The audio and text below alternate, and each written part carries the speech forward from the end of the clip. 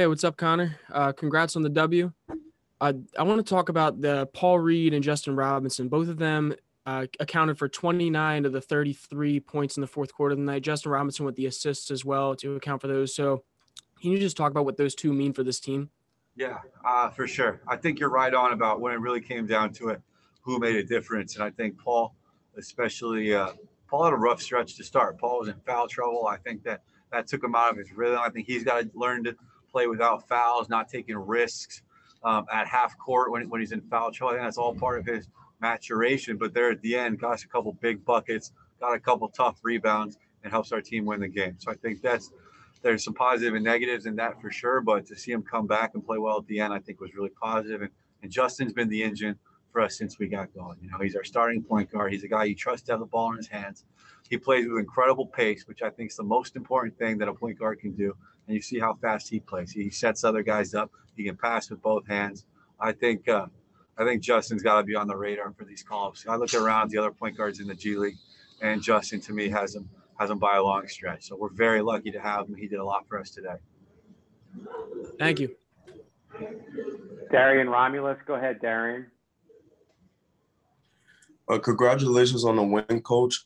So as the season concludes, what are the big things that you the playoffs as?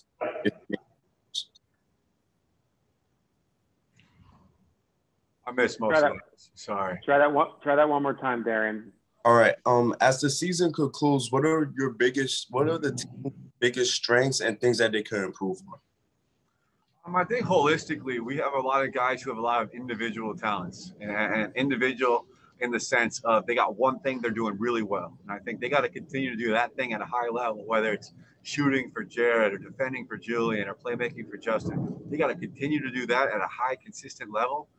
And then kind of every other part of their game, they got to continue to improve on it. So I think this has been a great showcase for a lot of our guys. I mean, on the whole, we had a rough stretch in the middle, but they've played well. And there's a lot of excitement about these guys moving forward and what's next for their career. So I think we were not quite over yet. You know, we want to kind of finish out strong with these last two games. But I think these guys got to be happy about having a great season of basketball where they helped their stock, they played well, and they helped the team win. Over to Kayla Santiago. Go ahead, Kayla. Hi, Coach. Congratulations on the win.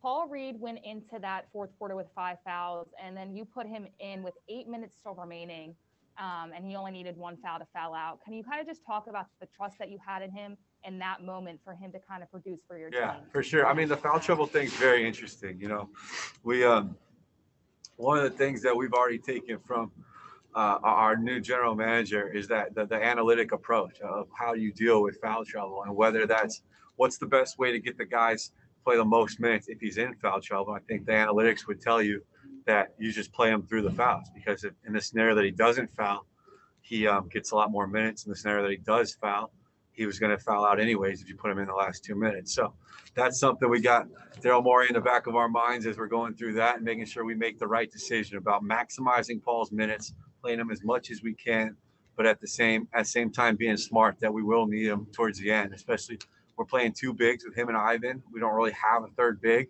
We can play Jamiro there. Jamiro can kind of do a little bit of everything, but I think it was a difficult situation. I think Paul can be better about not fouling when he is in foul trouble, but I think he showed some growth there at the end. Thank you, Coach. Nasir Nichols, go ahead, Nasir. Hi, Coach. Great win. That puts you guys like 1 inch closer to clinching playoffs. Were those scenarios in the back of your mind, like when you guys still had to win? Were the other scenarios such as the G League Ignite losing, a Raptors 9-5 winning, or the Spurs losing? Was that still in the back of you guys' mind? I don't think it's not something we've ever really talked about a team. I look at that stuff fairly often just to kind of get a sense of what's going on. We kind of set out with these last 4 games is we want to be the best team that we can be.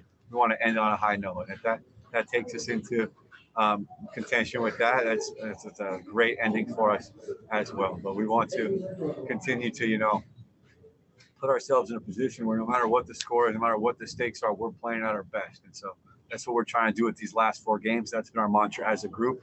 And I think we're lucky to have 2 more chances to go out and compete.